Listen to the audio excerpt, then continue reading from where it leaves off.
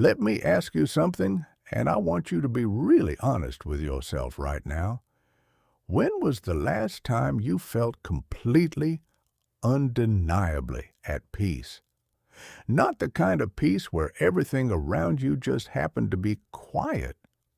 I mean the kind of peace that lives inside your chest, the kind that stays even when the world gets loud.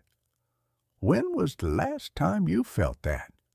Because here's what I think is happening to you, and stop me if this sounds familiar. You wake up in the morning, and for a brief, beautiful second, maybe two, you feel okay, neutral, maybe even calm. And then you check your phone, or you walk into the kitchen and someone in your house is already in a mood. Or you get to work, and before you have even sat down, a colleague dumps their entire morning frustration into your lap like it is your problem to carry. And just like that, the peace is gone.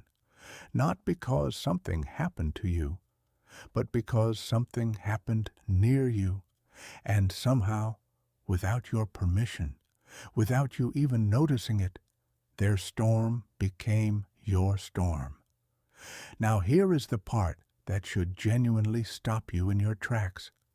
What if this has been happening your entire life? What if the anxiety that follows you around like a shadow, the heaviness you feel after certain conversations, the mood swings that seem to come from nowhere, what if most of that was never yours to begin with? What if you have been carrying a backpack full of other people's emotions for so long that you forgot what it feels like to walk without the weight? This is not some abstract philosophical idea. This is something that neuroscience, psychology, and decades of research have confirmed. The emotions of the people around you are getting inside your head, literally rewiring your nervous system, hijacking your mood, and draining your energy in ways that are measurable and real. And if nobody ever taught you how to protect yourself from it, then I need you to hear this clearly. You have not been living your life. You have been living a patchwork of everyone else's emotional leftovers, stitched together so tightly that you mistook it for your own skin. But that ends here. This audiobook is going to change the way you understand yourself. Not with vague feel-good advice, not with empty quotes you forget by tomorrow, but with the actual science of what is happening inside your brain when other people's energy takes over. Why some people are hit so much harder by it than others. What it is silently costing you every single day. And most importantly, what you can do about it starting from this moment forward. By the time you reach the final chapter, you will know exactly why certain people leave you feeling like someone pulled the plug on your battery. You will understand why you can walk into a room feeling fine and walk out feeling like you just ran an emotional marathon. And you will have a set of tools, real tools, not wishful thinking, that allow you to stay open, stay compassionate, stay connected to the people you love without losing yourself in the process. Your inner peace is not a reward you get when life finally decides to be easy. It is something you build with your own hands, protect with your own choices, and defend with your own awareness every single day. And that construction project starts right now. Chapter 1. The Silent Takeover. How other people's emotions sneak into your brain. There is something happening every time you interact with another human being. Something invisible, automatic, and so fast that your conscious mind never catches it. Scientists have been studying it for decades, and they call it emotional contagion. And once you understand what it really is, you will never look at your relationships, your moods, or your energy the same way again. Think about the last time you sat down with a friend who was spiraling. Maybe they were panicking about money. Maybe they were ranting about their partner. Maybe they were just radiating this low, heavy cloud of negativity that filled the entire room. You went into that conversation feeling perfectly fine. You had a good day. Nothing was wrong in your world. But by the time that conversation ended, something had shifted. Your jaw was tighter. Your breathing was shallower. There was a knot in your stomach that was not there an hour ago. And the worst part, you could not point to a single thing in your own life that had changed. Nothing had happened to you, but you felt like something had. That, right there, is emotional contagion in action. And it is not a metaphor. It is biology. Here is what is actually going on inside your skull. Your brain contains a network of specialized cells called mirror neurons.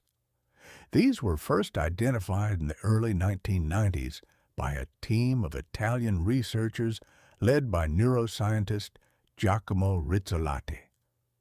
They were studying monkeys, watching which neurons fired when the animals performed certain actions. But then they noticed something extraordinary. When one monkey simply watched another monkey perform an action, the exact same neurons fired in the observing monkey's brain. The brain was not just watching, it was rehearsing. It was simulating the other being's experience as if it were its own. Now, here is where it gets personal. Humans have this same system, but ours is far more sophisticated. And it does not just mirror physical actions. It mirrors emotions. When someone sitting across from you is gripped by anxiety, your mirror neurons begin activating the neural patterns associated with anxiety in your brain. When someone near you is sinking into sadness, your brain starts running a simulation of that sadness. When someone is radiating frustration or hopelessness or barely contained rage, your nervous system picks up that signal and starts echoing it inside your own body. You did not choose this. You did not agree to it. It happens below the surface of your awareness, faster than thought, deeper than logic. Researchers Elaine Hatfield, John Cacioppo, and Richard Rapson spent decades demonstrating that human beings automatically synchronize their facial expressions, vocal patterns, body postures, and even their physiological states with the people around them, often within milliseconds. You start mirroring someone before your rational brain has even registered that a conversation has begun. So let that sink in for a moment. Every single interaction you have is an exchange of emotional energy. Every person in your life is broadcasting a signal, and your nervous system is receiving it whether you want it to or not. The question was never whether this is happening. It absolutely is. The question is, how much of it are you absorbing? How much has been piling up inside you? And how much of what you feel right now in this moment is genuinely yours versus emotional residue that your brain picked up from someone else along the way? Here's why this is so hard to catch. Emotional contagion does not announce itself. There is no alarm bell that goes off when someone else's mood starts bleeding into yours. It does not feel like something is being done to you. It feels like something is happening inside you. There is no clear before and after. You just gradually notice that you feel different, heavier, more anxious, more drained. And because there is no obvious external trigger, you do what most people do. You assume it came from within. You blame yourself. You think there is something wrong with you. You wonder why you cannot just hold it together like everyone else seems to. But here is the truth, and I need you to really let this land. You were never falling apart. You were absorbing. And those are two completely different things. Understanding emotional contagion is not about becoming suspicious of every person you meet. It is not about treating human connection like a threat. It is about developing what psychologists call emotional literacy, the ability to track what is happening inside you with enough precision that you can notice when your internal state shifts, identify what triggered that shift, and make a conscious decision about what you want to do with that information.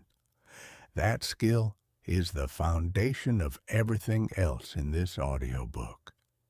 And for most people, it is a skill they were never taught existed. Until now. Chapter 2. Why You Feel Everything So Deeply. The Science Behind Your Sensitivity. Let us talk about something you have probably noticed, but maybe never had the words for. Not everyone experiences emotional contagion the same way. You know this because you have seen it. Some people seem to move through life with this invisible shield around them. They can sit with someone who is in full emotional meltdown and walk away completely unaffected.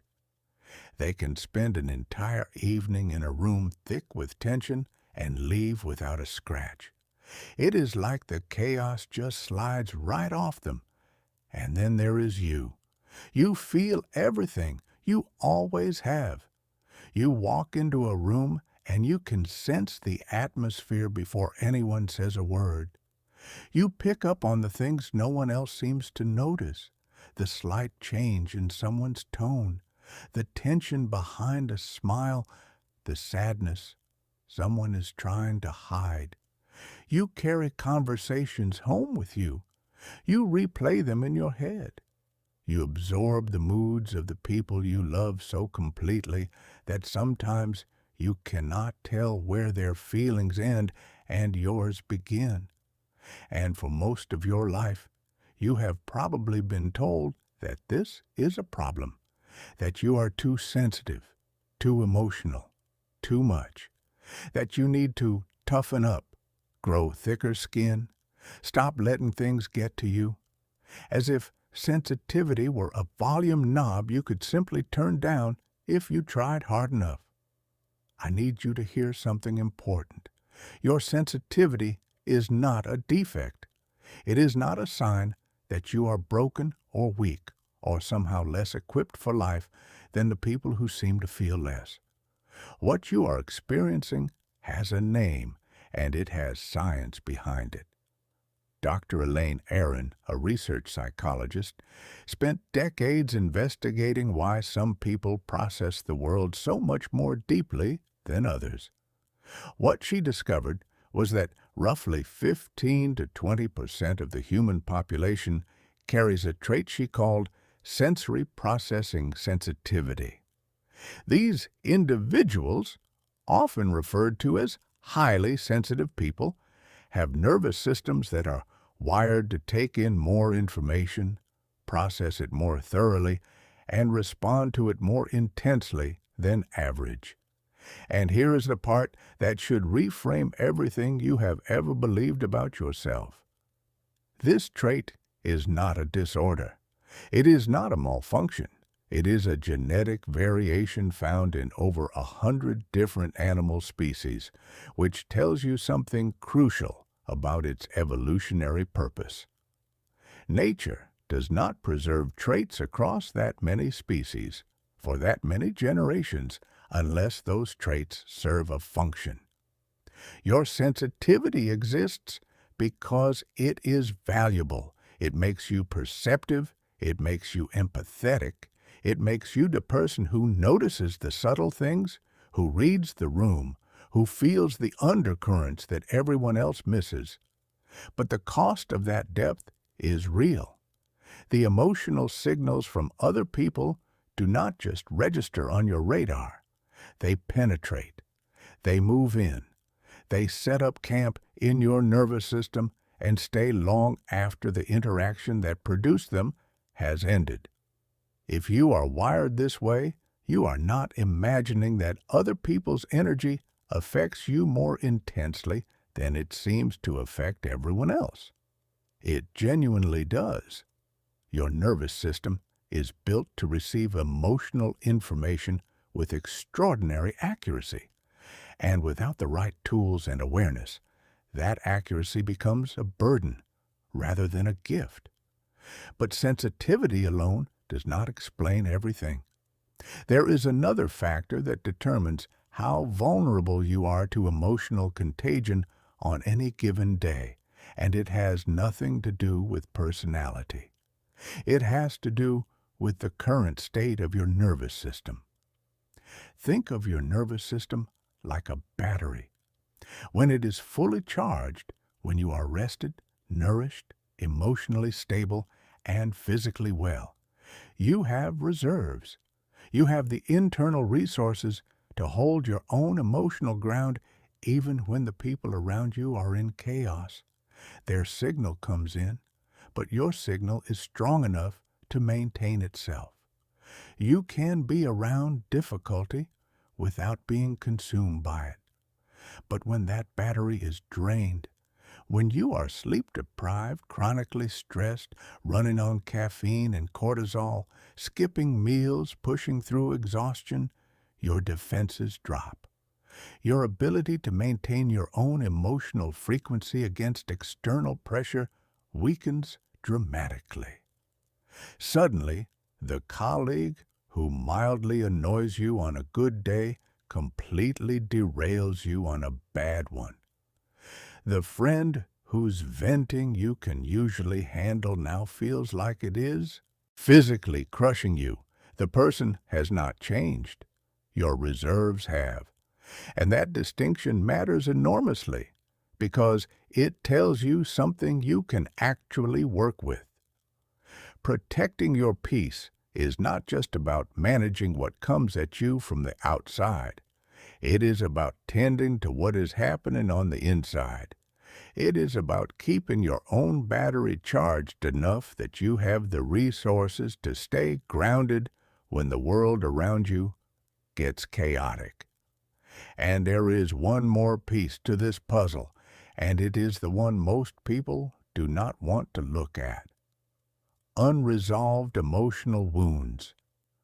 When you are carrying pain that has never been fully processed, whether from childhood, from a relationship that broke you, from a loss you never grieved, from experiences that left marks you have been trying to ignore, your nervous system is already working overtime.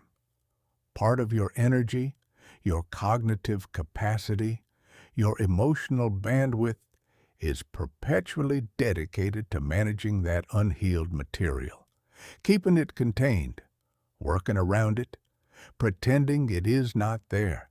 That means you are starting every single day with fewer resources than you should have. Your internal boundaries are already under pressure from within, and that makes it so much easier for other people's energy to get through. This is not something to be ashamed of. Every single human being carries wounds.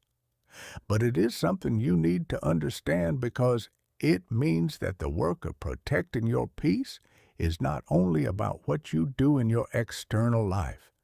It is also about the internal work you are willing to do, the healing, the processing, the gradual unburdening of weight you have been carrying for far too long. Chapter 3. The bill you have been paying. What absorbing everyone's energy is really costing you. Now, I need to talk to you about something uncomfortable, the price. Because there is a price you have been paying for living without protection, and it is a price most people never see clearly because the bill does not arrive all at once. It accumulates quietly, invisibly, across thousands of conversations, hundreds of unguarded moments, years of carrying weight that was never yours. And by the time most people realize something is wrong, the damage is already woven into the fabric of their daily life, their health, their relationships, their ability to think clearly, their capacity to feel joy, all of it quietly eroded by something they never even knew was happening. Let us start with the most obvious cost: energy. And I do not mean motivation or enthusiasm. I mean the raw, fundamental, get out of bed and face the day kind of energy. Your brain is the most energy-hungry organ in your entire body. It accounts for roughly 2% of your body weight, but consumes about 20% of your total energy. And emotional processing is among the most metabolically demanding things your brain does.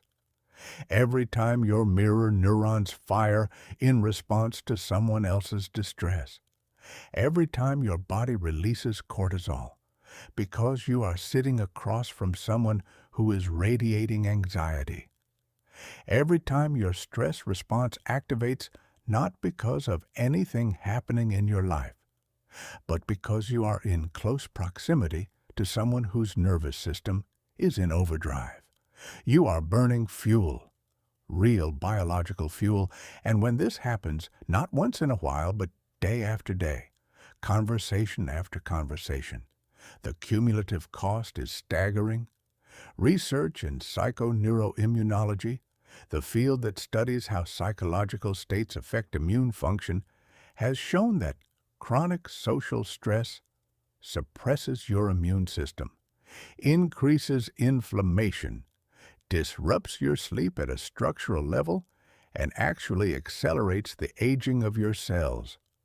Let me say that more directly. The years you have spent absorbing other people's chaos have taken a measurable toll on your physical body.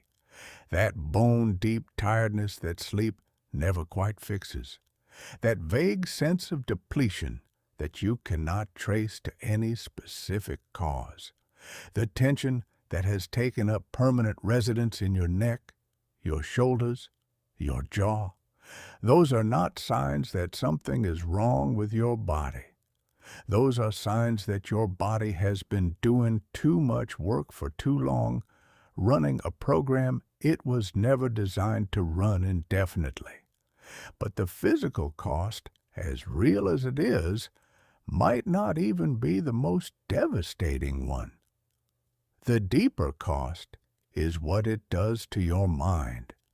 When your nervous system is perpetually occupied with processing other people's emotional states, the parts of your brain responsible for your highest functions, clear thinking, creative problem solving, rational decision making, long-term planning, all of it housed primarily in the prefrontal cortex, gets progressively shortchanged. There is only so much processing power available. And when a significant chunk of it is constantly being diverted to managing the emotional residue of everyone around you, there is simply less left for everything else. This shows up in your life as that persistent mental fog you cannot shake. The difficulty concentrating that you cannot quite explain. The feeling of always being reactive, always putting out fires, never getting ahead. Not because you lack intelligence or capability, but because your cognitive resources are stretched impossibly thin by invisible work your nervous system is doing around the clock. You are not lazy. You are not scattered. You are not failing. You are depleted, and the source of that depletion is one most people never think to examine. And then there is, perhaps, the most heartbreaking cost of all, the slow erosion of your sense of self. When you have spent years without strong emotional boundaries, absorbing the feelings and moods and needs of everyone around you, something insidious happens. You lose reliable access to your own inner experience. Someone asks you what you want, and you genuinely do not know. Not because you are indecisive, but because your inner landscape has been so thoroughly layered over with everyone else's emotional residue that your own authentic signal is buried beneath it. You cannot tell the difference between your own desires and the expectations you have absorbed, between your own grief and the grief you have taken on from someone else, between your own fear and the ambient anxiety you have been marinating in for years. You do not know who you are anymore beneath the accumulated weight of everyone else's inner world. Psychologists call this enmeshment, the blurring of boundaries between self and other, to a point where your individual identity starts to dissolve. And it does not just feel bad. It affects every decision you make, every relationship you build, every dream you pursue or quietly abandon. When you do not have reliable access to your own authentic emotional experience, you are navigating your life with a broken compass. You are following a map drawn by someone else and wondering why you never arrive anywhere that feels like home. And here is one final cost that I think deserves its own moment. The people who absorb the most, who give the most, who carry the most for others are often the ones who end up the most resentful, not because they are bitter people, not because they lack generosity, but because the invisible, unacknowledged labor of chronic emotional absorption creates an internal debt that eventually demands to be paid. You give and give and give of your emotional bandwidth until the warmth becomes obligation, the generosity becomes exhaustion, and the people you love start to feel less like sources of comfort and more like sources of threat. Because every interaction costs you something you cannot afford. None of this has to continue. But before anything can change, you have to stop minimizing it. Stop telling yourself it is not that bad. Stop waiting for it to get better on its own. It will not get better on its own. It only changes when you decide to change it. And that decision, the one you are making right now by being here, by listening, by being willing to look at this honestly, that decision is the beginning of everything. Chapter 4. Know your drains. Identifying exactly where your energy is going. All right, now that you understand what is happening inside your brain and why you feel it so intensely, we need to get practical. Because awareness without action is just a more informed version of suffering. And you did not come here to suffer more elegantly. You came here to change something. So here is what we are going to do in this chapter. We are going to build a map, not a map of the world, a map of your world, a detailed, honest, no excuses inventory of exactly where your energy is going, who is taking it, and what patterns are allowing it to be taken. And I want to be clear about something before we start. This is not about finding villains. This is not about building a case against anyone or creating a hit list of people to cut out of your life. That is not how this works. What we are doing is something far more useful. We are looking at reality with open eyes, because you cannot protect something if you do not know where it is being lost. So let us begin with people. And I want you to think concretely here, not in the abstract, not in the realm of maybe or sometimes. I want you to think about specific individuals in your life and how you consistently feel in the hours during and after spending time with them. Because here is what you will notice when you pay attention.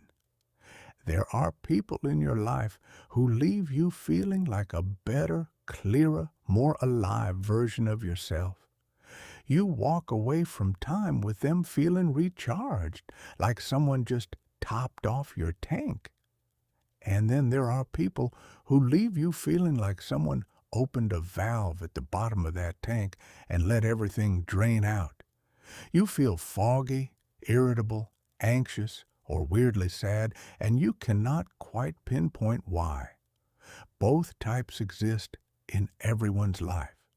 But right now, I need you to focus on the second group, because the science here is not guesswork.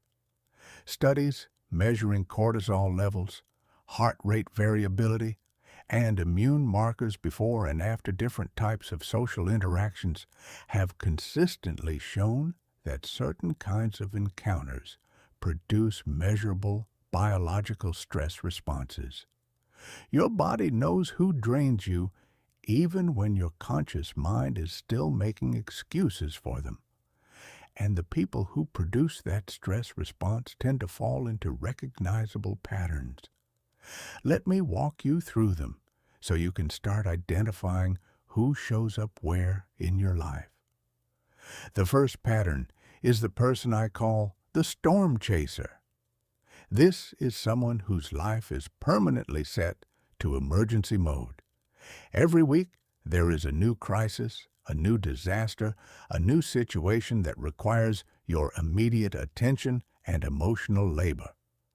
And they have this extraordinary ability to make you feel like a terrible person if you are not available to help. Their crisis becomes your crisis. Their urgency becomes your urgency. And the guilt they generate when you try to step back is almost physically heavy. Now here is the thing. Their pain is often real. Their crises are often genuine. But the pattern, the fact that it never ends, that there is always something, that they never seem to build any capacity to manage their own difficulties, that is what matters. One crisis is human. A permanent state of crisis that always requires your emotional labor is a dynamic, and dynamics have patterns, and patterns are something you are absolutely allowed to see clearly and respond to strategically. The second pattern is the quiet dimmer. This person does not come at you with obvious negativity. They are subtler than that.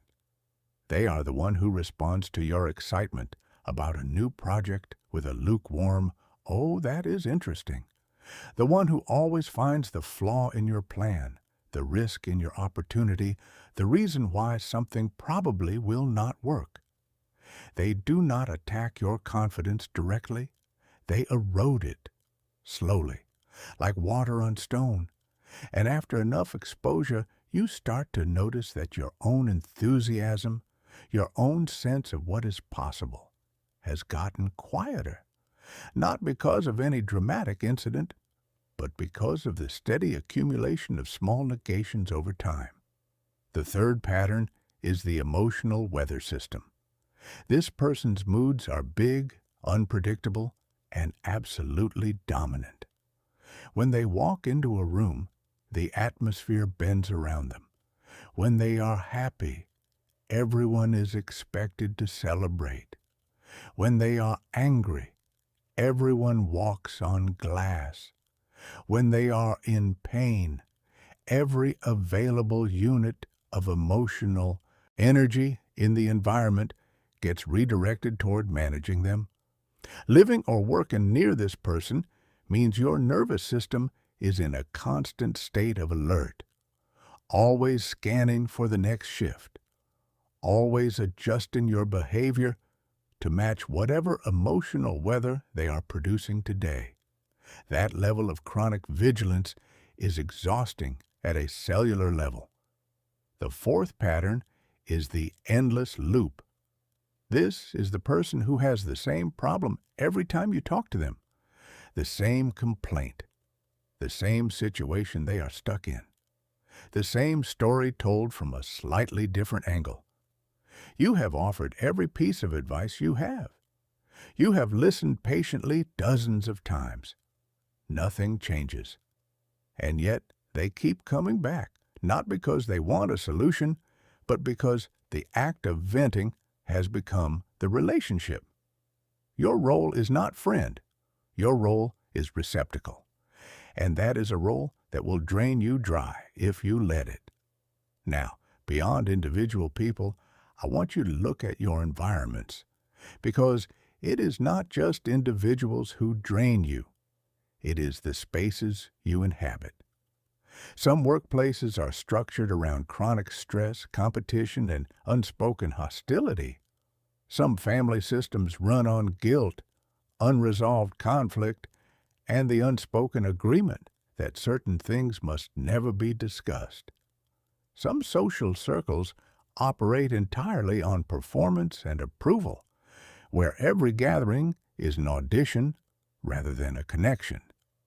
Your nervous system responds to these environmental signals just as powerfully as it responds to individual people. The emotional temperature of a place is real. And if you are spending significant hours of your week in environments that are fundamentally destabilizing, the cumulative effect is the same as spending that time with any single draining person. Once you have this map, something shifts. You can no longer pretend you do not know. You can no longer tell yourself it is all in your head, or that it will somehow fix itself. The map is not a judgment. It is information. And information is the raw material of choice. What you do with this map is what the rest of this audiobook is about. Chapter 5. Boundaries are not barricades. What emotional protection actually looks like.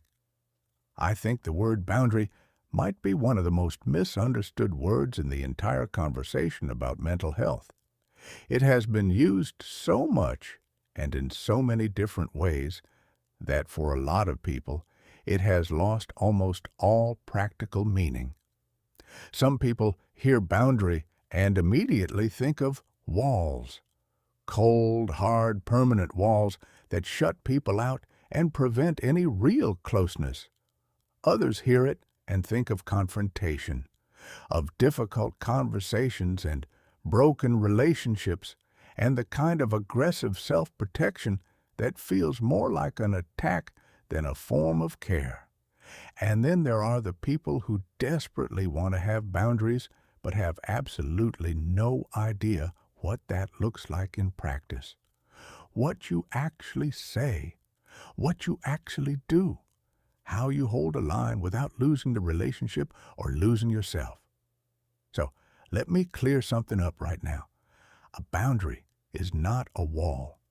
A wall is a permanent, indiscriminate barrier that keeps everything out equally, the good and the bad, the harmful and the healing. A wall does not protect your peace. It traps you in isolation and calls it safety. A person who lives behind walls does not have good boundaries. They have fear, and fear is not what we are building here. What we are building is something much more sophisticated. Think of a boundary less like a wall and more like a screen door. A screen door lets the breeze through. It lets light in.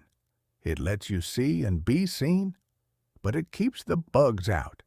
It is selective. It is discerning.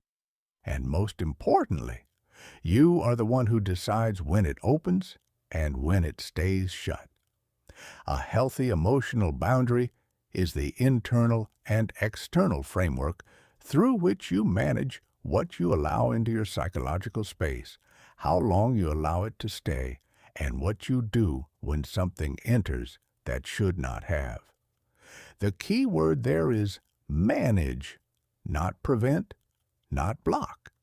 Manage. You are not trying to feel nothing. You are not trying to become some kind of emotional robot who moves through life untouched by anything. You are trying to develop the ability to choose how deeply you are affected, by whom, and for how long. And here is the distinction that changes everything. There is a massive difference between feeling with someone and feeling as someone. Feeling with someone means you genuinely understand their experience. You care. You are present. You are compassionate. Feeling as someone means their pain has become your pain. Their anxiety has hijacked your nervous system. Their chaos has moved into your body and set up residence. The first one is empathy at its healthiest. The second one is empathy without a safety net. And the difference between them is the difference between a therapist who can sit with someone in devastating grief session after session and still sleep at night, and a friend who listens to one difficult conversation and is wrecked for 3 days. Neuroscience actually backs this up in a fascinating way.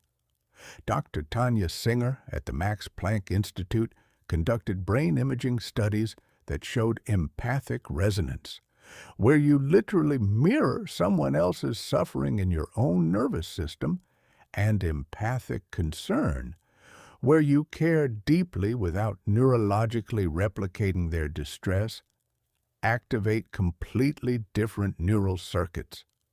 The concern pathway, the one that allows you to care without drowning, involves strong regulatory input from your prefrontal cortex. It keeps you connected and compassionate without pulling you under. And the best part? This pathway is trainable. You can learn to engage it deliberately. You can practice responding to someone's pain with genuine warmth and presence while keeping your own nervous system regulated. You can be moved without being swept away. I know what some of you are thinking right now. You are thinking that if you do not fully absorb someone's pain, if you do not feel everything they feel with the same intensity they feel it, then you do not really care. That real love means complete emotional merger. That protecting yourself is somehow a betrayal of the people who need you. I understand why you believe that, and I need you to hear me when I say this. That belief, however sincere, is the single most destructive idea you're carrying. Think of it this way. Imagine you see someone struggling in deep water. You have two choices. You can jump in with them, fully immerse yourself in their struggle, match their panic, and now there are two people drowning instead of one. Or you can stay on solid ground, keep your footing, reach out a steady hand, and actually pull them toward safety. Which one of those is love? Which one actually helps? A boundary is not the opposite of love. It is the infrastructure that makes love sustainable. It is the recognition that you cannot keep giving from an empty place. That the most genuinely caring thing you can do for the people in your life is to remain whole enough to actually be there for them. Present, grounded, capable of genuine connection rather than the performance of availability from behind a wall of your own exhaustion. Your peace is not a selfish indulgence. It is the foundation everything else is built on. Chapter 6. The Art of Being Present Without Disappearing. How to Stay You in Every Room. There is a quality that the most emotionally grounded people share, and it is not what you might expect. It is not that they feel less than you do. It is not that they are somehow wired differently, or that they have managed to switch off the part of themselves that registers the pain and turbulence of the world around them. What they have developed through practice and understanding, is the ability to sit in the middle of someone else's storm without getting swept away. They can be fully present with a person who is falling apart without falling apart themselves. They can hear anger without catching fire. They can witness grief without sinking. They can hold space for chaos while their own internal ground remains steady. This ability has a name. It is called healthy detachment. And before you react to that word, Let me tell you what it does not mean. It does not mean coldness. It does not mean checking out. It does not mean that blank, emotionally unavailable thing where someone is physically in the room but has clearly left the building psychologically. That is not detachment.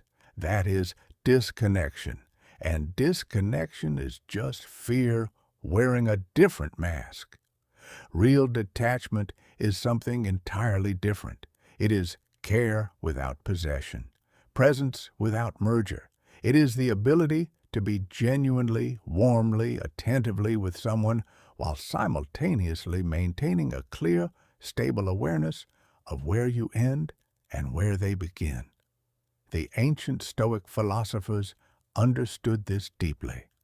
Marcus Aurelius, who was not some sheltered thinker, but a Roman emperor dealing with war, plague, betrayal, and the loss of people he loved, wrote extensively about the principle that the external world, including the behavior and emotions of other people, has no inherent power over your inner state unless you hand it that power.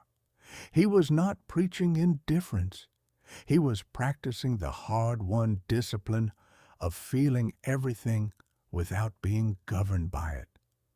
Modern psychology arrived at the same place through different doors.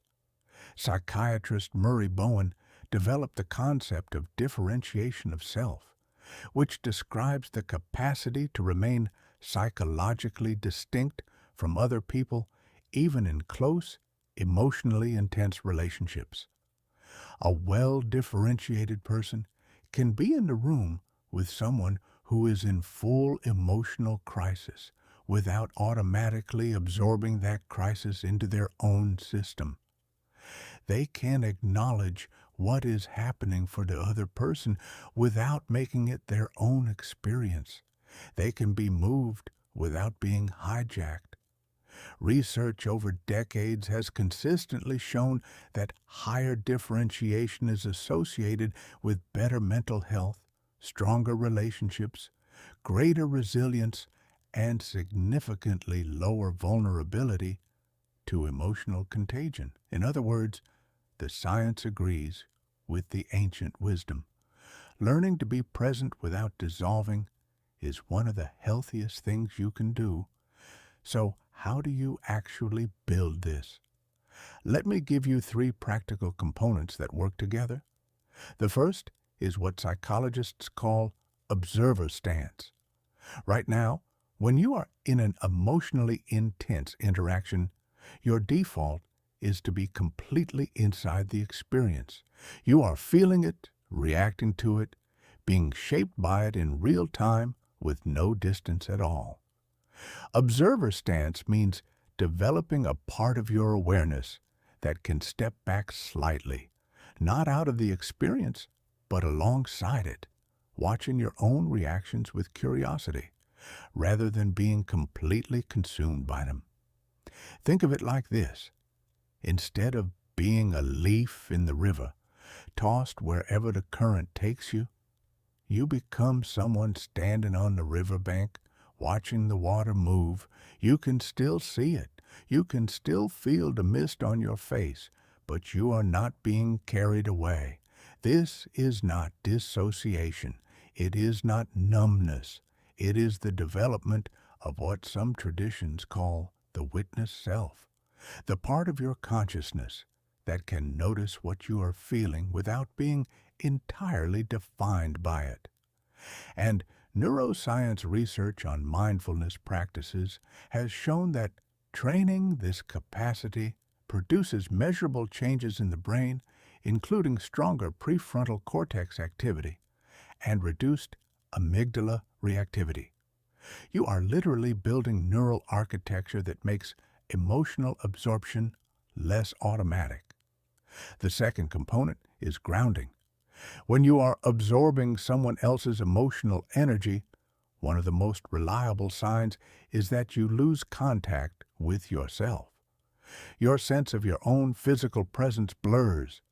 Your internal compass goes offline and you start navigating entirely by the other person's emotional signals.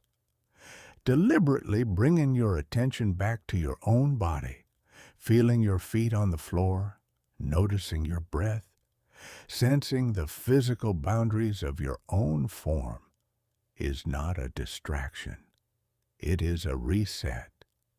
It is your nervous system being reminded that you are a separate being with your own center of gravity that cannot be dissolved by someone else's emotional weather. The third component is intentional compassion versus automatic resonance. When someone near you is suffering, your instinct, especially if you are highly sensitive, is to match their frequency, to go down to where they are, to feel what they feel with the same intensity they feel it.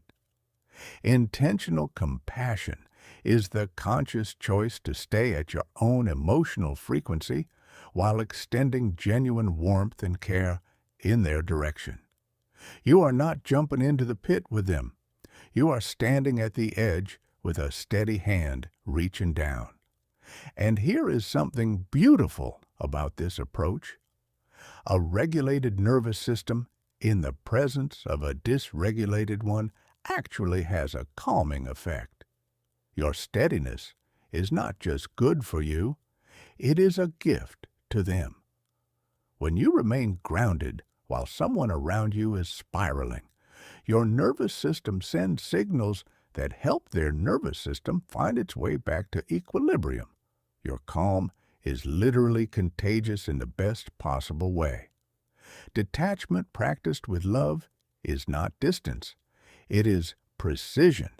It does not reduce your sensitivity. It gives you mastery over what you do with your sensitivity once it activates.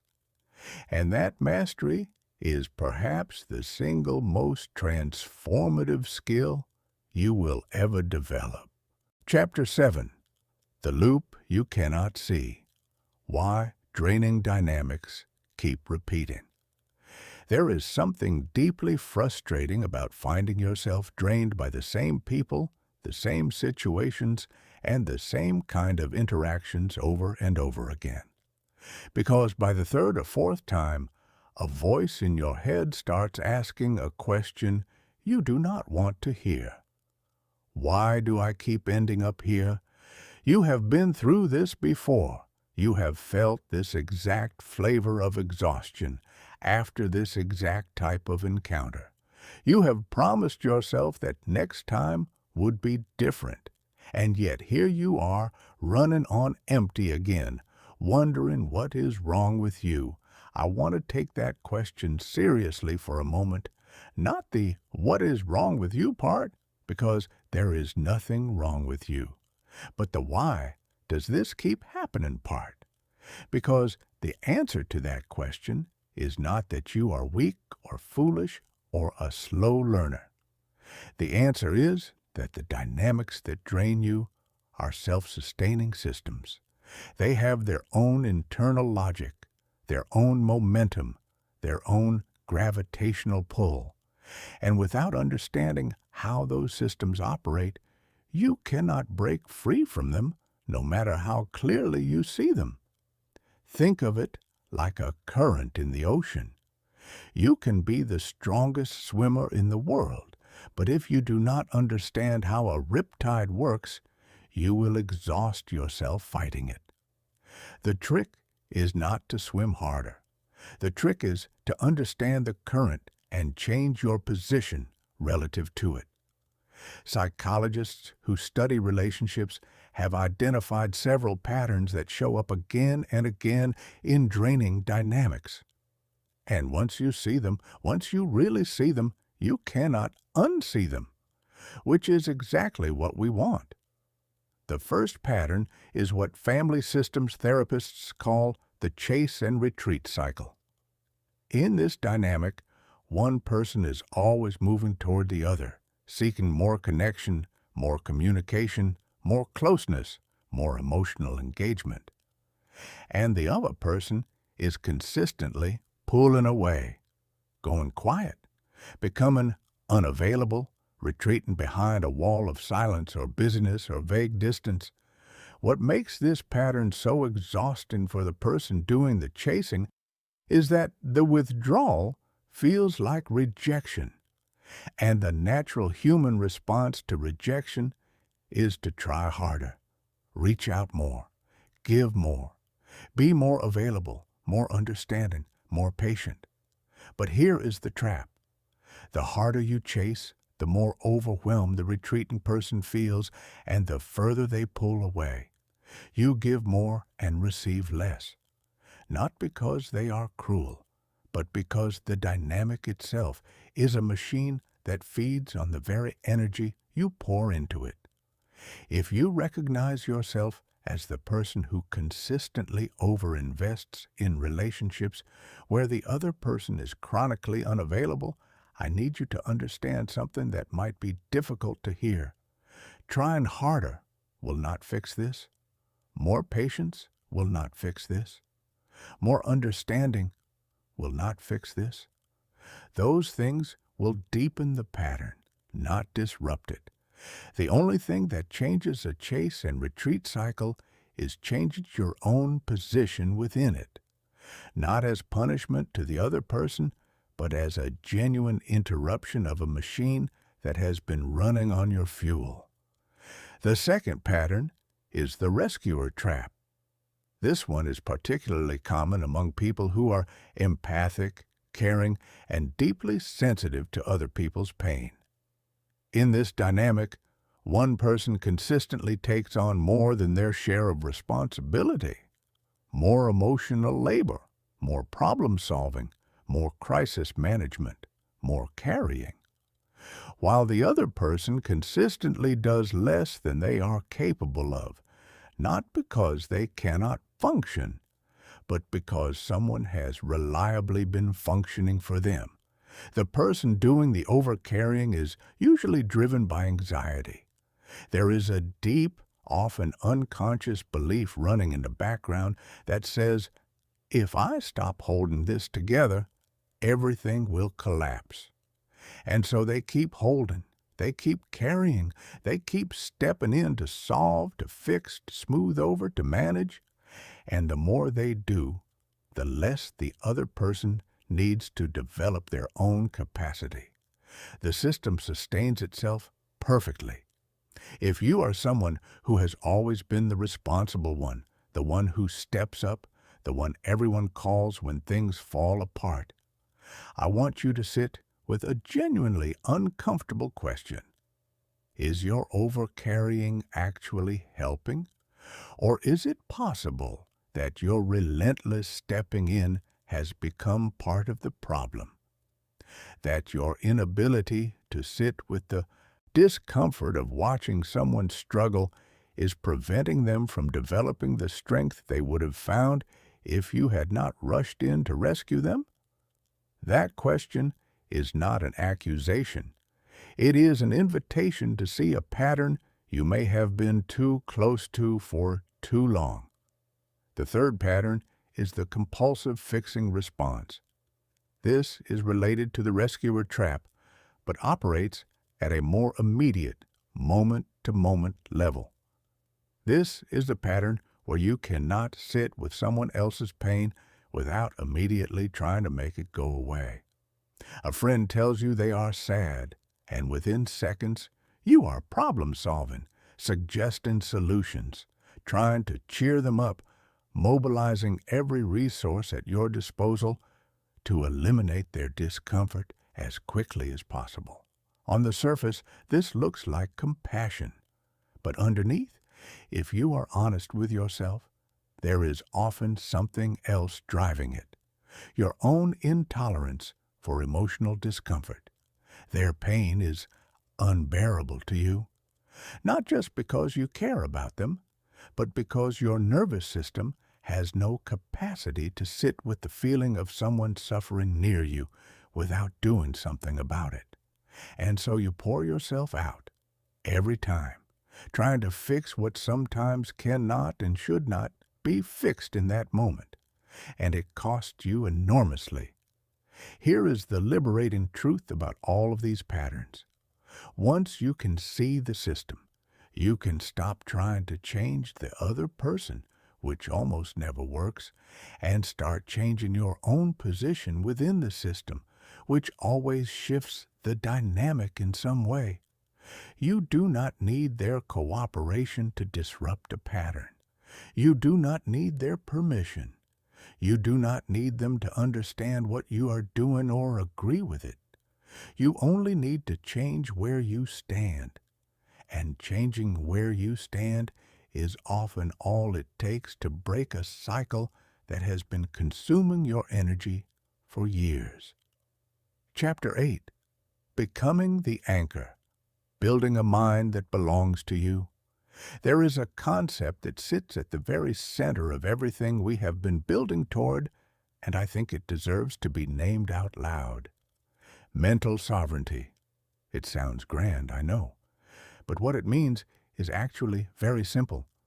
Mental sovereignty is the state in which your inner world, your thoughts, your emotional baseline, your sense of who you are, is governed primarily by you, not by the last person who walked into the room, not by the mood of your partner this morning, not by whatever emotional weather is blowing through your environment on any given day.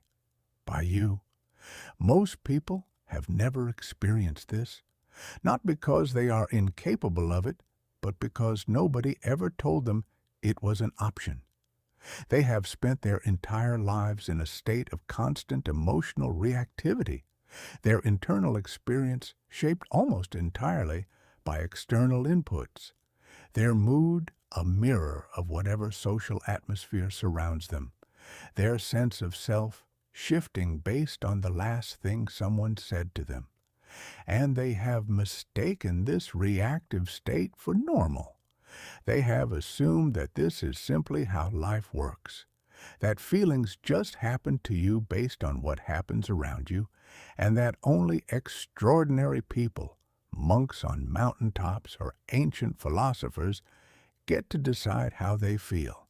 That assumption is wrong, and disproving it, not just in your head but in the lived reality of your daily experience, is what this chapter is about. Mental sovereignty stands on 4 pillars. Let me walk you through each one. The first pillar is self-knowledge. You cannot govern what you do not understand.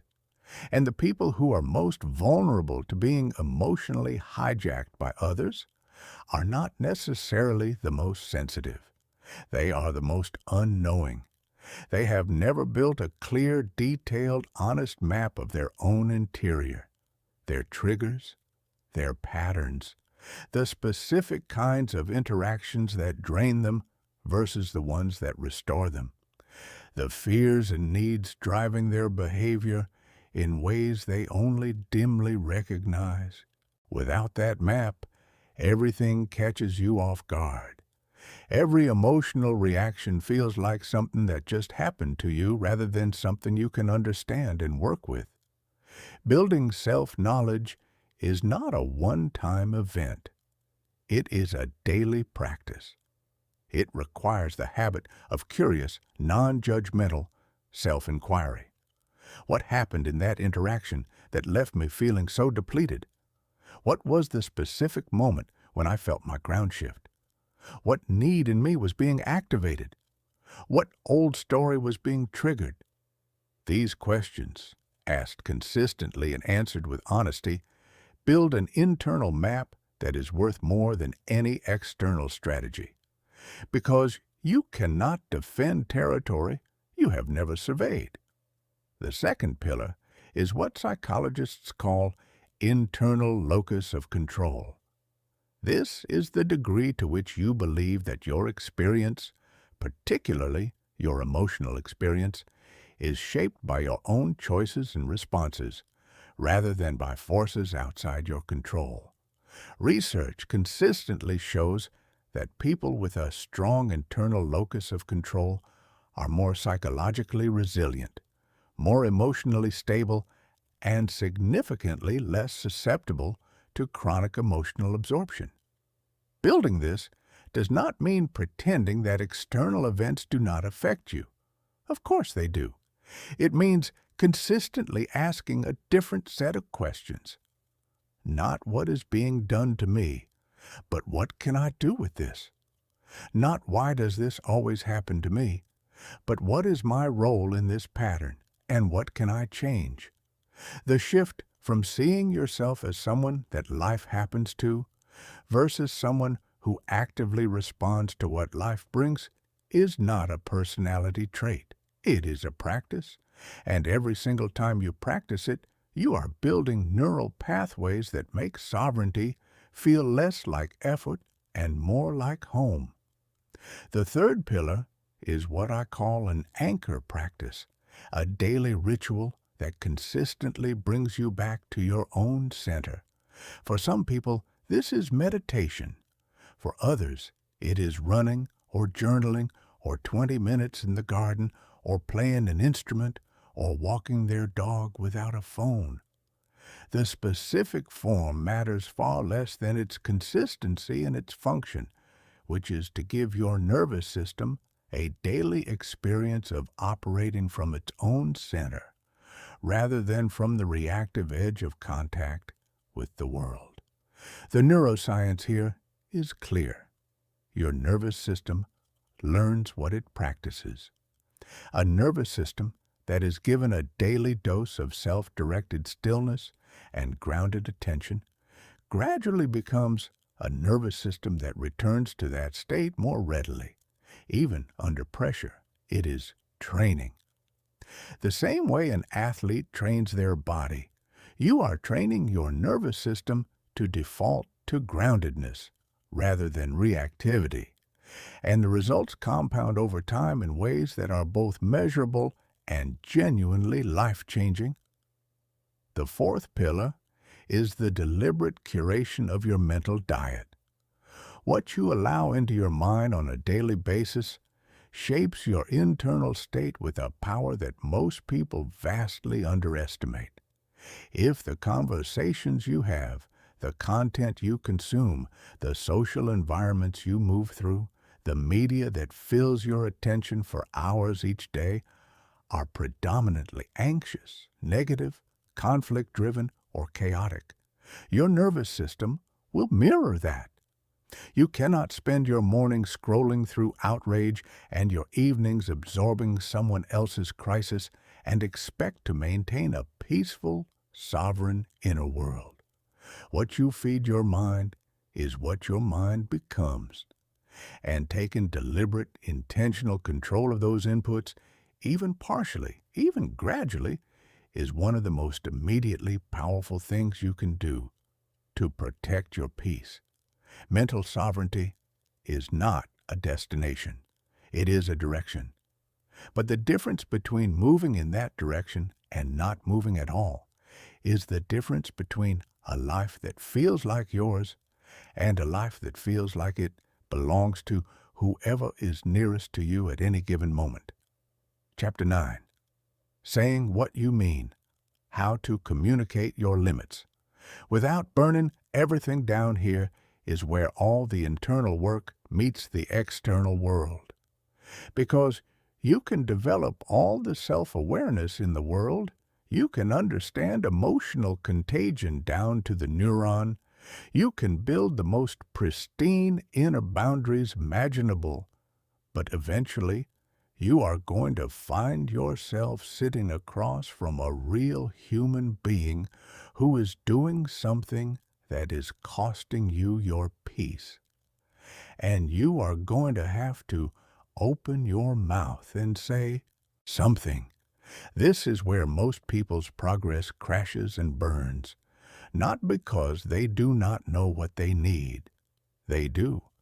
But because the gap between knowing what you need and being able to say it clearly, without apologizing, without over-explaining, without either erupting or collapsing, is a real and significant gap.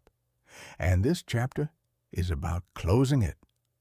Let me start with the mistake that almost everyone makes. They explain too much. When most people try to set a limit, They feel compelled to justify it, to build a case, to provide evidence and reasoning so airtight that the other person has no choice but to accept it. They write a closing argument when all they needed was a single clear sentence. Here's why that backfires. The moment you start justifying your limit, you have implicitly invited a debate.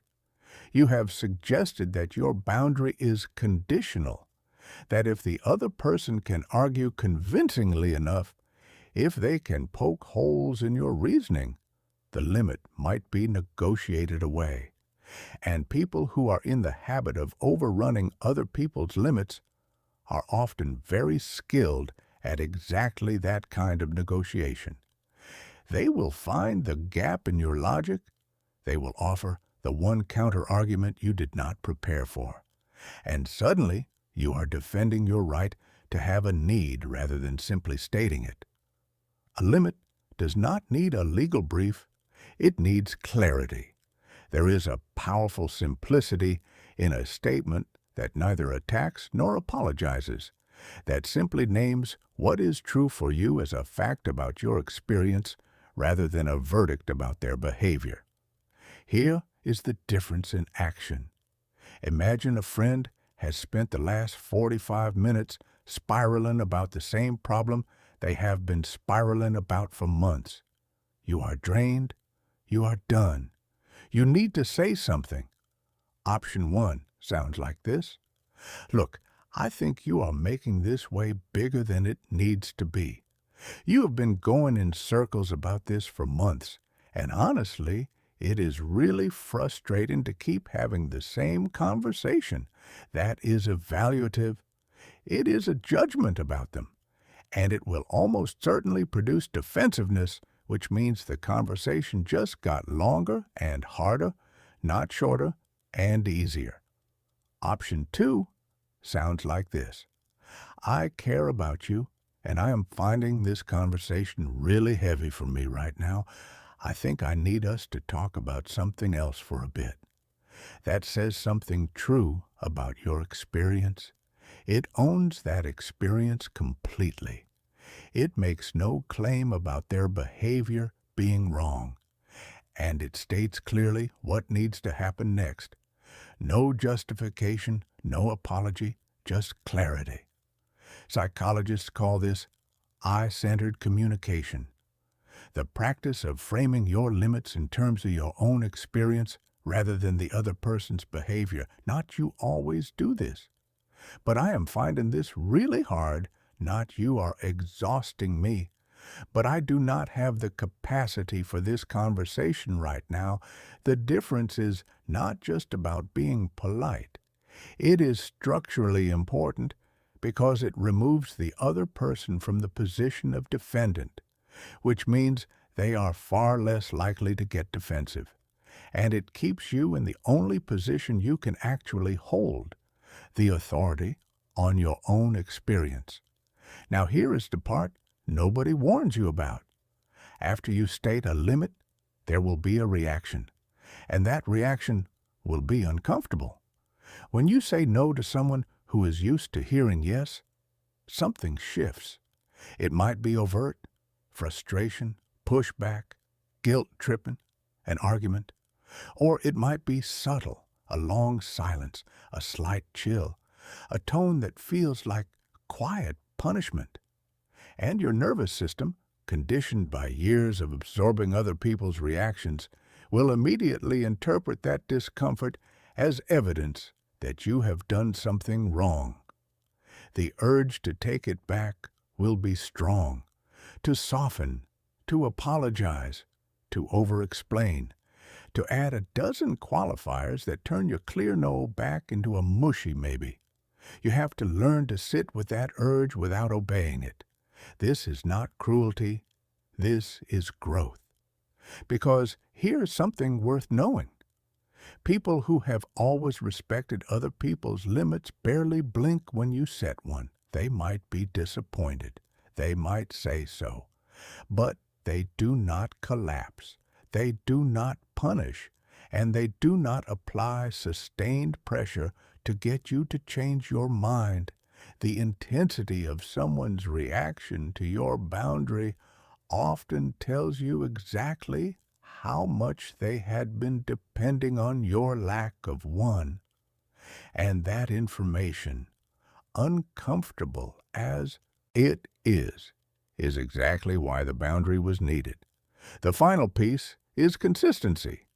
A limit stated once and then abandoned the second it gets tested teaches people that your no is just a slower yes.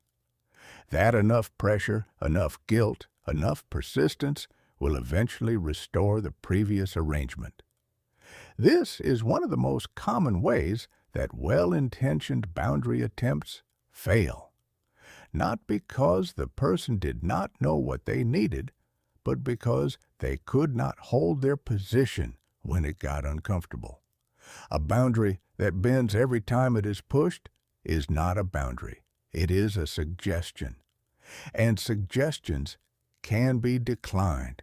You do not need to be harsh to be consistent. You do not need to be cold or robotic or clinical. The most effective protective communication can be delivered with genuine warmth. The warmth is for the person. The clarity is for yourself. And both can exist in the same breath. When they do, something remarkable often happens. The people in your life who are capable of genuine respect begin to treat you differently, with more care, more thoughtfulness, sometimes with a kind of quiet relief, because they can feel that they are finally interacting with someone who is actually present rather than perpetually bending. And what they get in that relationship, the real, grounded, honest version of you, is infinitely more valuable than the accommodating, depleted version they had before. Chapter 10. The Gift of Being Alone. Why solitude is your secret weapon. We live in a world that is terrified of silence, a world that treats every empty moment as a problem to be solved, every quiet space as something that needs to be filled. We scroll, we stream, we podcast our commutes and playlist our showers and text through our lunch breaks. And the idea of sitting alone in a room with nothing but your own thoughts feels less like a break and more like a punishment. I get it. Solitude has a branding problem. Somewhere along the way, we confused being alone with being lonely. We started treating time by yourself as evidence that something is missing rather than recognizing it for what it actually is. The single most powerful tool you have for coming back to yourself. If you are someone whose peace is chronically disrupted by other people's energy, and if you have made it this far in this audiobook, then I suspect you are, solitude is not a luxury for you. It is oxygen. It is the mechanism through which your nervous system clears the emotional residue of accumulated social exposure, processes what has happened, and returns you to your own signal. The authentic, unfiltered, undistorted experience of what you actually think and feel before anyone else's energy has had a chance to layer over it. The neuroscience behind this is genuinely fascinating. Your brain has a system called the default mode network. It activates during periods of quiet, undirected mental activity, when you are not processing external demands, not responding to stimuli, not managing social interactions, but simply existing with yourself. And what this system does during those quiet periods is remarkable. It processes accumulated emotional material. It consolidates memories. It integrates experiences.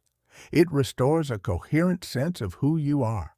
In simpler terms, your brain uses solitude to clean house, to sort through the pile of emotional data that has been accumulating all day and figure out what belongs to you and what does not.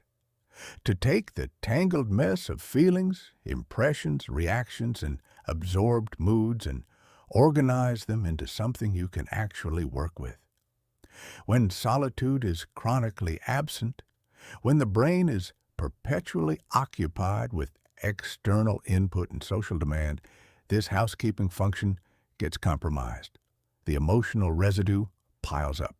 Your sense of self becomes blurry. Your own internal signal gets harder and harder to hear beneath all the noise. This is why so many empathic people find that after extended periods of intense social engagement, they feel not just tired, but somehow less like themselves, less clear about what they think, less certain about what they want, less connected to the person they actually are beneath all the social performance. That is not a disorder. That is a brain that has been denied the restorative function that solitude provides. And the prescription is as straightforward as it is difficult to execute. More solitude, more consistently, with more intentionality than you have probably ever practiced. But I need to make an important distinction here because not all time alone is created equal. There is a difference between restorative solitude and reactive isolation. Reactive isolation is when you withdraw because you are overwhelmed. You are not choosing solitude. You are fleeing from contact. You are hiding. And while it might feel similar in the moment, it produces very different results because it is organized around what you are running from, rather than what you are returning to. The person in reactive isolation is still being governed by the external world. They are just governing from a bunker instead of a battlefield. Restorative solitude is different. It is chosen deliberately. It is structured with at least a basic degree of intention.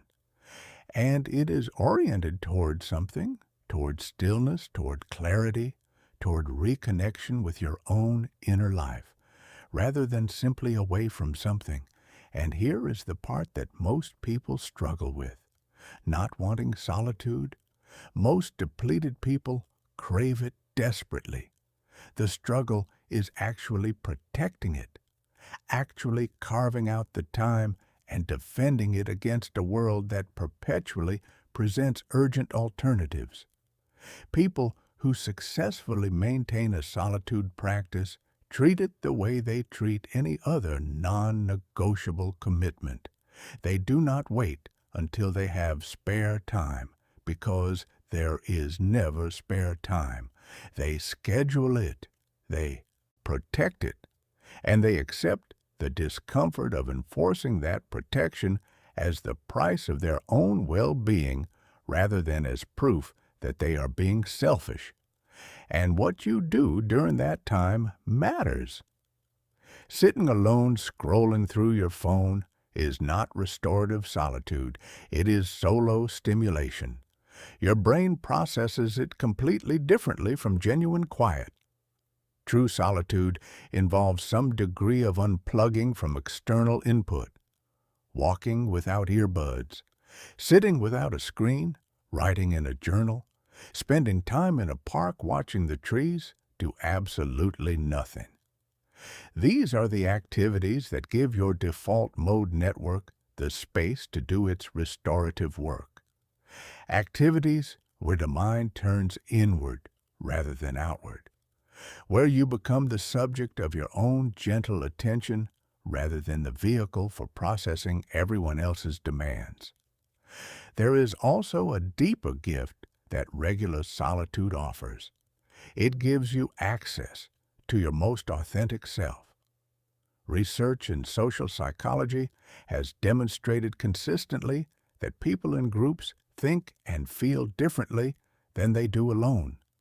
Group membership activates conformity pressures. Social environments prime certain thoughts and suppress others. Your individual judgment is reliably altered by social context in ways you are almost completely unaware of.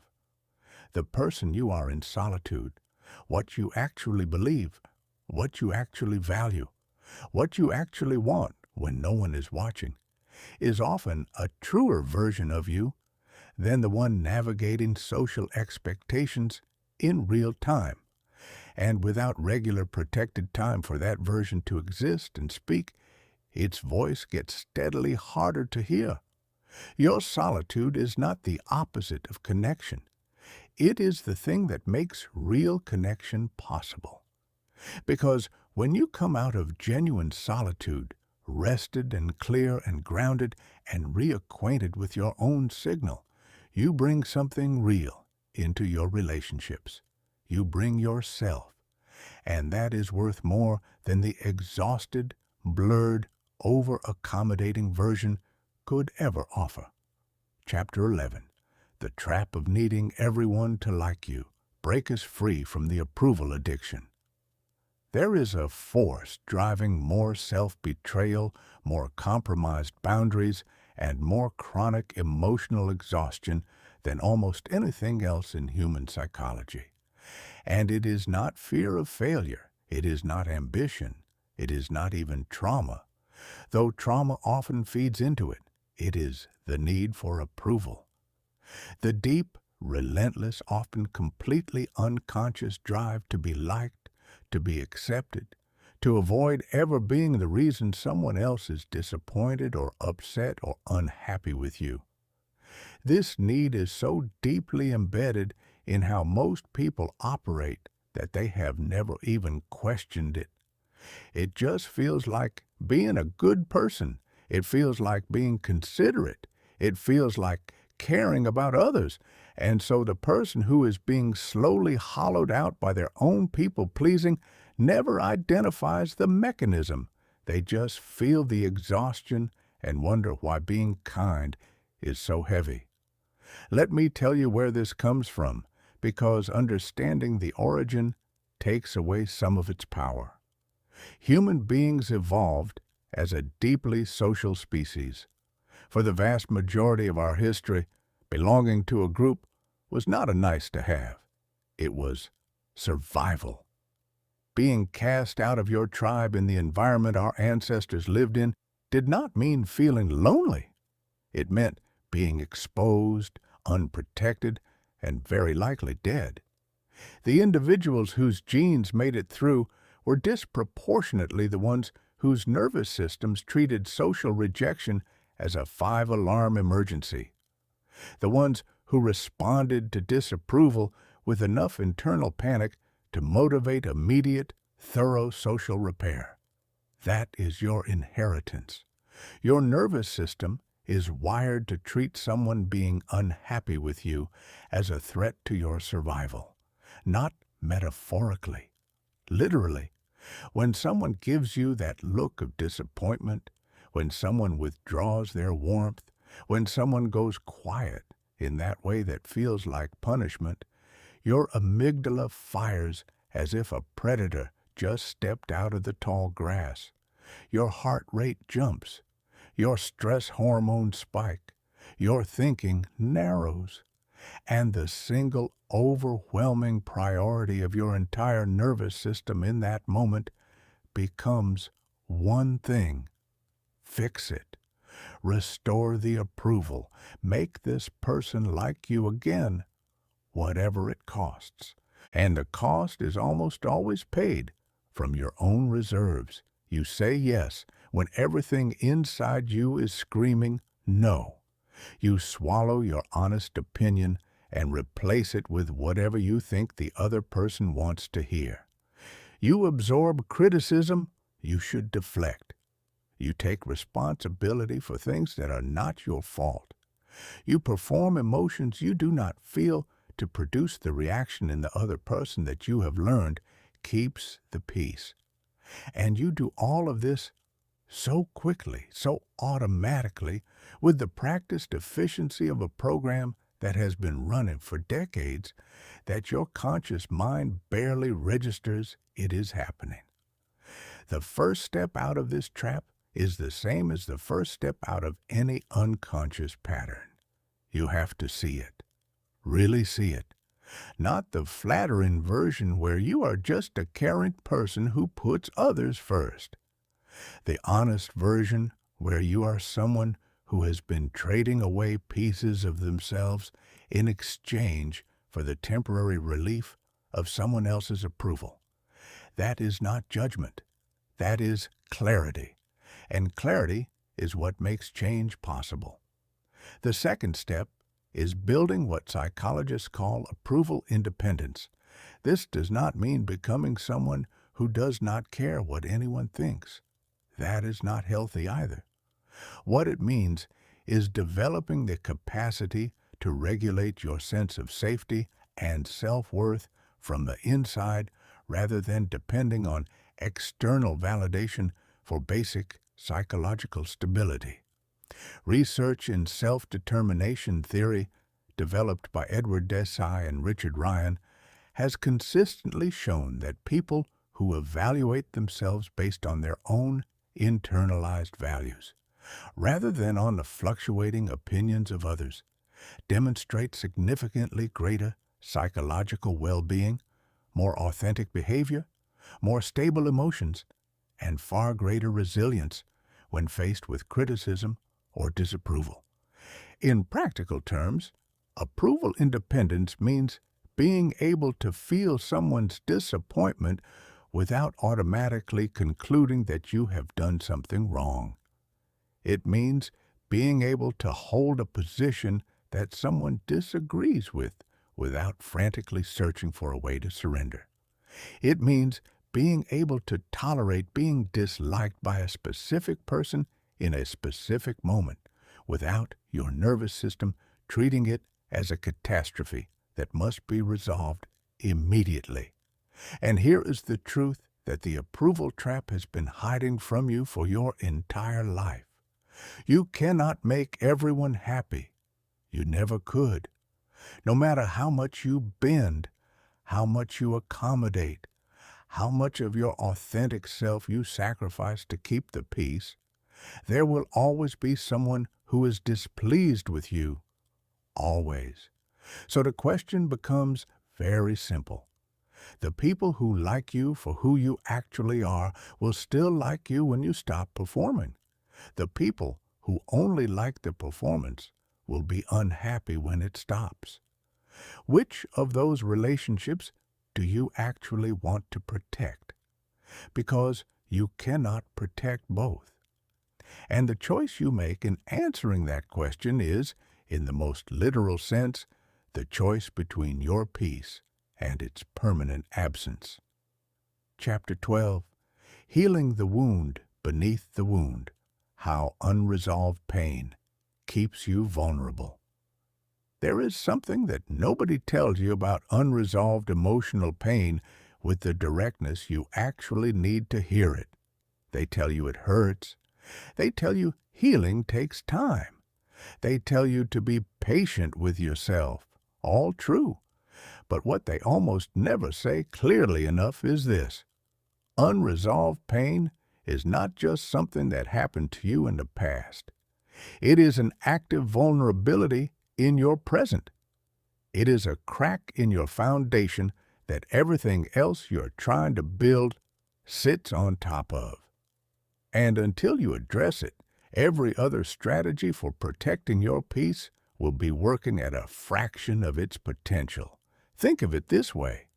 Imagine you are trying to waterproof a house during storm season. You can seal the windows. You can reinforce the roof. You can build drainage around the perimeter. And all of that helps. But if there is a crack running through the foundation that you have been ignoring, water is still getting in. No matter what you do up top, the vulnerability at the base keeps undermining everything. That is what unhealed pain does to your emotional architecture. It creates points of entry that all the boundary setting and communication skills and detachment practice in the world cannot fully close. Here is what is actually happening at a neurological level. When something genuinely painful happens to you, a loss, a betrayal, a humiliation, an experience of being abandoned or unseen or violated, your nervous system has a natural process for working through it. That process involves feeling the feelings, making sense of what happened, and gradually updating your internal beliefs about yourself and the world to incorporate what you have learned. When that process completes, something important happens. The experience becomes part of your history rather than an ongoing emergency in your present. The emotional charge around the memory decreases. Your nervous system stops treating it as a current threat, and the internal resources that were being used to manage it get freed up for other things. But most people do not let that process complete because the full weight of certain experiences is simply too much to bear in the moment. So instead, they manage. They push it down. They get busy. They intellectualize it or minimize it or distract themselves from it or simply build their entire life around not looking at it directly. And in the short term, this works remarkably well. Life goes on. Functioning continues. The pain becomes background noise. But it does not disappear. The emotional charge of an unprocessed experience stays lodged in your nervous system, not as a clear memory you can point to, but as a set of triggers, sensitivities, and automatic reactions that fire whenever something in the present resembles the original wound, even slightly. This is why certain people affect you with an intensity you cannot rationally explain. Why certain kinds of criticism level you while leaving others unbothered. Why a specific tone of voice or a particular look on someone's face can send your entire system into alarm mode that the current situation does not remotely justify. You are not overreacting to the present. You are reacting to the present plus the unprocessed past. And your nervous system cannot tell the difference. Every unhealed wound is a point of entry. Every unprocessed experience is a spot where other people's energy can land and detonate something that has been sitting there waiting to be triggered. The person who sets you off most reliably is almost never doing something extraordinary. They are pressing, often without any awareness, on a bruise that existed long before they showed up in your life. And this is why healing is not optional if you are serious about protecting your peace. You can build walls. You can learn strategies. You can get better at managing the trigger response. But the wound beneath will remain a vulnerability until it is addressed. Healing does not happen on a schedule. It cannot be forced, but it can be deliberately engaged. And the most important first step is simply becoming willing to look at what is there, not to wallow in it, not to make it the center of your identity, but to acknowledge it, to stop spending enormous energy keeping it at arm's length, and to begin, carefully and with compassion, bringing it into the light where it can actually be seen and felt and eventually integrated. For many people, this process benefits enormously from skilled support. A therapist trained in approaches that work with stored emotional experience at the level of the body and the nervous system, rather than just at the level of talk and narrative, can make a profound difference. Modalities like EMDR, somatic experiencing, and internal family systems have substantial research behind them showing their effectiveness with exactly this kind of deeply held material. Reaching for that support is not weakness. It is one of the smartest, most self-respecting decisions you can make. And here is what healing does for your capacity to protect your peace. As the wounds close, the points of entry close with them. the triggers lose their hair trigger sensitivity. The emotional charge that other people can activate in you decreases, not because you stop caring, but because you stop confusing the present with the past. You stop hearing your mother's criticism and your manager's feedback. You stop feeling your childhood helplessness in your partner's bad mood. You stop reliving old abandonment every time someone takes too long to text you back. You become able to respond to what is actually happening right now with the full resources of the adult you have become, rather than reacting to a ghost your nervous system decided was standing in front of you. That freedom, the freedom to be fully present in the present, is one of the most profound gifts that healing offers. And you deserve it. Chapter 13. Your circle is a choice, surrounding yourself with people who fill you up. Everything we have talked about in this audiobook, the awareness, the boundaries, the detachment, the healing, all of it operates inside a context that matters more than most people are willing to admit. That context is the specific human beings who populate your everyday life. The people you wake up next to. The people you eat lunch with. The people whose names light up your phone at 11 at night. The people you spend holidays with, whether you want to or not. Because here is the uncomfortable truth. No amount of internal work will fully compensate for a social environment that is fundamentally hostile to your peace. You can meditate every morning, journal every night, set boundaries with surgical precision, and it will still not be enough if the people you are surrounded by are consistently pulling you in the opposite direction. The strategies in this audiobook are designed to help you manage the inevitable encounters with difficult energy that life brings. They are not designed to make you bulletproof against a life filled with people who drain you. This chapter is about making a choice that many people find genuinely uncomfortable. The acknowledgement that not all relationships deserve equal investment. That some of the people currently in your life are actively making it harder for you to become the person you want to be. And that changing your circle, while difficult and sometimes painful, is one of the most powerful decisions you will ever make. Let me give you the science first, because the data here is more dramatic than you might expect.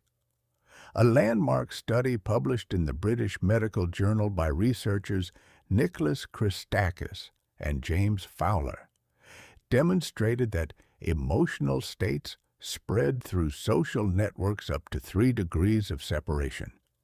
The happiness of your friend's friend's friend measurably affects your own emotional experience. Subsequent research has expanded these findings to show that behaviors, attitudes, health habits, and even how long you live are powerfully shaped by the networks you inhabit. Read that again. You are not just influenced by the people closest to you. You are, in a very real, scientifically documented sense, partially constructed by them.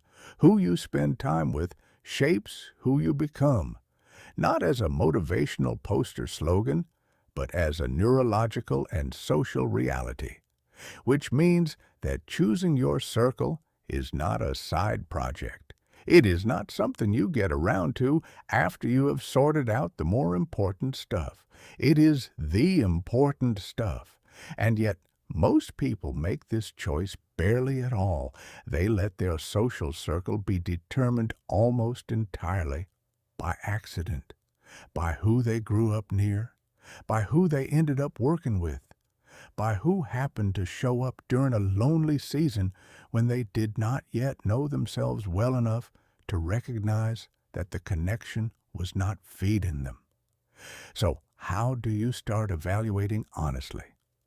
The first distinction that matters is between relationships that are mutually nourishing and relationships that are consistently one-directional, where energy, attention, care, and emotional labor flow in one direction, from you to them, with little or nothing coming back.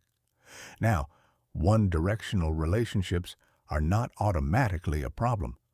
There are seasons in life when someone genuinely needs more than they can give. Grief, illness, crisis, major life transitions. During those seasons, the people who love them give more than they receive. That is not depletion. That is love doing what love does. What transforms a one-directional relationship into a depleting one is when the imbalance is not a season, but a permanent address. When it is not an exception, but the architecture of the entire relationship. When the other person's need is so constant and so consuming that the idea of mutual give and take has left the building entirely. Being honest about which relationships fall into this category requires setting aside two things that tend to cloud the picture: history and guilt. History whispers that because you have known someone for 15 years, because you survived college together, because they were important to you once, the relationship has earned a kind of lifetime membership regardless of what it currently costs you. But history tells you what a relationship was. It tells you nothing reliable about what it is. And you do not owe your peace to a memory. Guilt whispers that evaluating a relationship based on what it gives you and takes from you is selfish. That real love means giving unconditionally without any consideration of your own needs. But that is not love. That is self-erasure in a generous-looking costume. And it will leave you with nothing to give anyone, including yourself. Once you have assessed your circle honestly, you have a range of options. Complete removal is sometimes necessary, particularly in cases of genuine toxicity or abuse, but most relationships do not need to end. They need to be restructured, and restructuring means adjusting three things: how often you are in contact, how much of your inner world you share, and under what specific conditions you make yourself available. Frequency is often the most immediately powerful lever.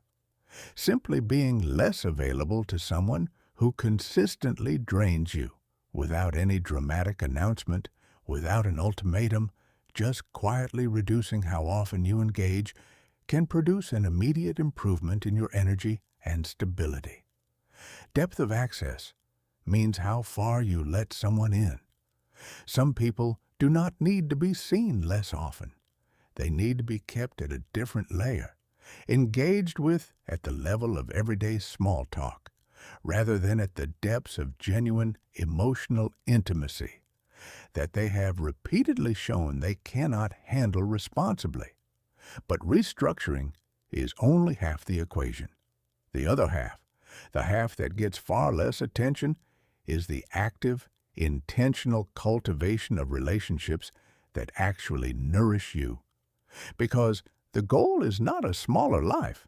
The goal is a better one, a life populated by people who tell you the truth with kindness, who celebrate your growth without feeling threatened by it, who bring their own wholeness to the table rather than their emptiness, who leave you feeling more like yourself after spending time with them, not less. These people exist. They may not be in your current circle yet, but finding them requires the same deliberate intentionality that every other aspect of protecting your peace requires. You will not stumble into the right people while you are too depleted to know what you need or too accommodating to act on what you know. Choose deliberately. Your circle is not a given. It is a decision. And few decisions you make will have a deeper impact on the quality of your daily emotional life. Chapter 14. Building Peace into Your Day. The Small Rituals That Change. Everything we have covered a lot of ground together. The science of emotional contagion, the psychology of boundaries and detachment, the healing of old wounds, the curation of your circle. But all of it, every single insight, has to eventually translate into the specific texture of your actual daily life, into what you do when your alarm goes off, into how you structure the hours before the world starts making demands, into the small recurring choices you make throughout the day about where to put your attention and what to let pass. Because peace is not something you achieve once and coast on forever. It is something you build and rebuild every single day through a set of practices that are simple enough to sustain and consistent enough to actually rewire you. I want to walk you through 5 daily practices that research consistently identifies as foundational. None of them are complicated, all of them are powerful, and the key to all of them is the same: consistency over intensity. The first practice is morning sovereignty, the deliberate reclaiming of the first portion of your day before anyone or anything else has set your agenda. For most people, the morning is a window of maximum vulnerability. Your nervous system is transitioning from sleep to full waking consciousness. It is open, it is soft, and whatever lands in that window first has an outsized influence on everything that follows.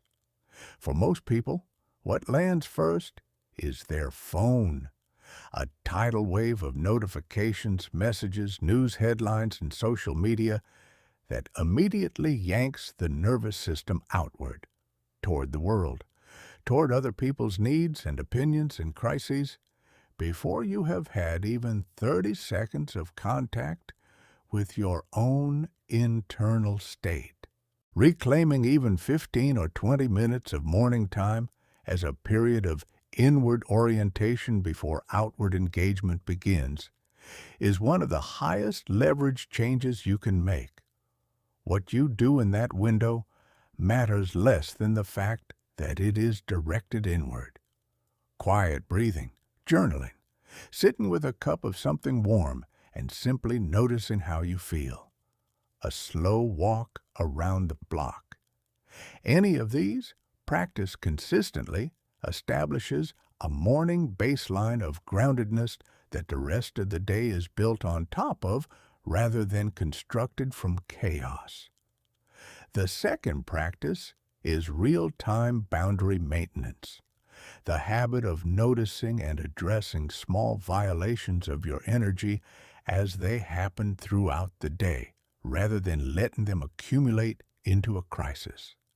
This means noticing in the moment when a conversation is starting to drain you and making a small adjustment, redirecting the topic, excusing yourself gracefully, simply reducing your level of engagement rather than absorbing the full impact and dealing with the wreckage later. It also means checking in with yourself at regular intervals. What is my energy right now? What am I feeling? Does this feel like mine or like something I picked up from someone else? These micro check-ins build a habit of self-monitoring that is the practical backbone of emotional self-protection. You cannot manage what you have not noticed. The third practice is attention sovereignty, the deliberate management of where you place your focus throughout the day. Your attention is finite, depletable, and extraordinarily valuable. It is the single most important factor determining which experiences shape your nervous system on any given day.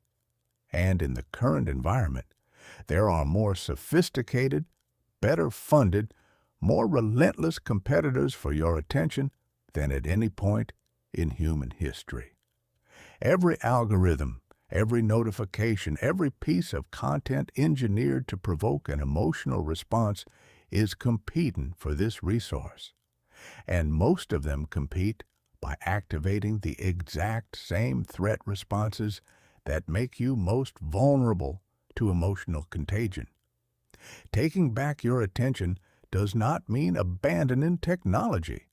It means developing the habit of choosing rather than defaulting, of asking regularly whether what currently has your attention is something you deliberately chose to give it to, or something that captured it by exploiting your automatic responses. That single question, asked repeatedly throughout the day, is mental sovereignty made practical. The fourth practice is evening clearing, a brief, intentional end-of-day process for releasing the emotional residue of the day before it hardens overnight. Sleep is when your nervous system consolidates the day's emotional material, and whatever is most vivid and activated at the point when you drift off has the strongest influence on that process. Carrying the full, unprocessed weight of a difficult day directly into sleep is how you end up waking the next morning already feeling behind. An evening clearing can be as simple as 10 minutes of writing, acknowledging what happened today, what drained you, what you absorbed that was not yours, and consciously setting it down. Some people prefer a physical practice, a short walk, some stretching, something that helps the body discharge the tension it accumulated. Others use a mental practice of simply naming that this day is complete, that what belonged to today does not need to be carried into tomorrow, and that the night is for restoration. The form matters less than the function. You are interrupting the automatic carryover of today's residue into tomorrow's reserves, so that when your alarm goes off in the morning, you start as close to your own authentic baseline as possible. The fifth practice is deliberate nourishment, not gratitude in the performative, posted on social media sense, but the genuine, specific, felt recognition of the moments in your day that actually restored you, the conversation that left you lighter, the 10 minutes of sunshine that reminded you your body exists outside of stress, the song that made you feel something real, the laugh that caught you off guard. Research by psychologist Barbara Fredrickson and her colleagues has shown that positive emotional experiences are not just pleasant bonuses.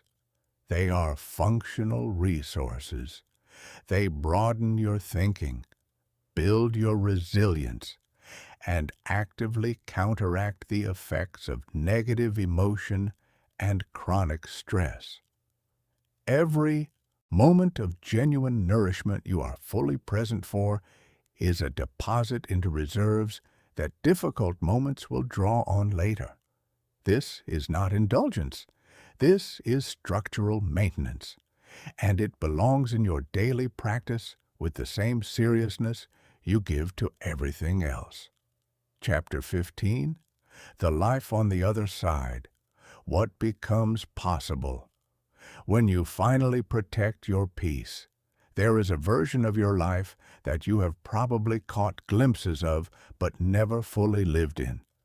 A version where you wake up and the first thing you feel is not dread or preemptive anxiety, but something closer to curiosity about the day ahead, where the people around you feel like companions rather than obligations, where your inner world, your thoughts, your feelings, your sense of who you are feels stably, unmistakably, unshakably yours. That version is not a fantasy.